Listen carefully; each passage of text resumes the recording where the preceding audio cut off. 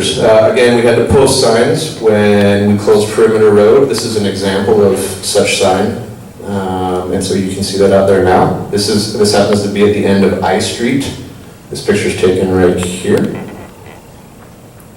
And that tells recreational users, residents, and folks that we will be using this road for our construction activities from now until the summer of 2016. So it's a year-long closure of Perimeter Road and I Street. Okay, so we're not only closing Perimeter Road, we're also closing a portion of Bayside Drive. So this is, again, this street here. And due to the excavation footprint, I know it's hard to tell from where you guys are sitting, but the excavation actually comes across Bayside Road. So we have to, Bayside Drive, I'm sorry. So we have to close Bayside Drive. There will be notice going out to the residents that live in this area, specifically the residents of 1224. These residents, anybody live at 1224 here? No. Okay. Incidentally, we have to close the parking area for building 1224. However, the Navy is building a supplemental or a replacement parking lot just adjacent to it. So those residents will get a separate notice, and we'll be doing that hopefully this week.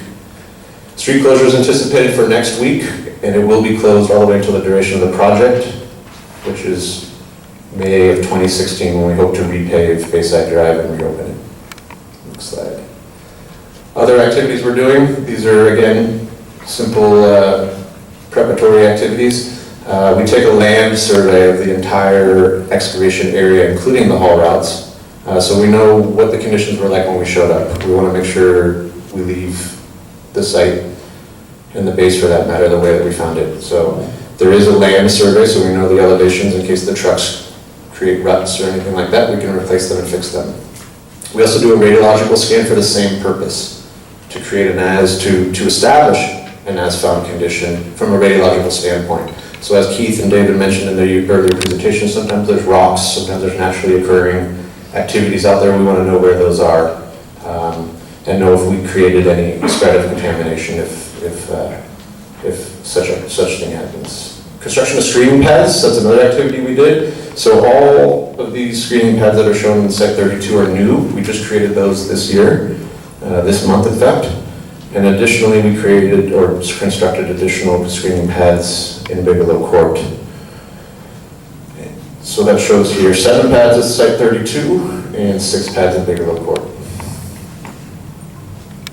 Okay, picture of constructing a radiological screening pad, mainly comprised of 3 things: hay bales, plastic, and soil. This soil is brought in and it will always stay on that pad. This is a buffer material that's used to literally create space between the soil that we will be processing on that pad and the plastic beneath. We don't want to compromise the plastic, so that's what this soil serves as, is a buffer, so we don't put tears in the plastic.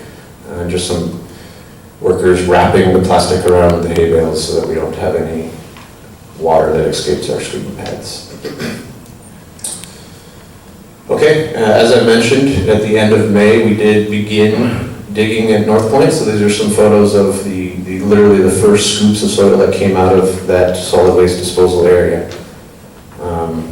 Of course, dust suppression and a large excavator, and that's more or less the activities that have been going on the last week, is excavation and clean fill at North Point.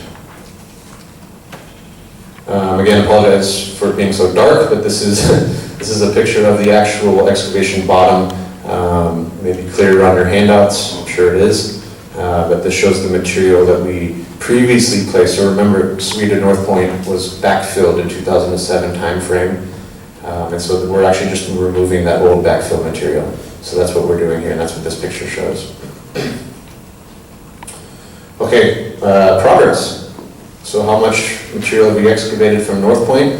That's what this figure is showing us here. So anywhere in green, show the areas that we've dug out the clean backfill material. And again, that clean backfill material goes from solid waste disposal area North Point down I Street and over to building 570. This is where we're stockpiling all of our clean backfill material.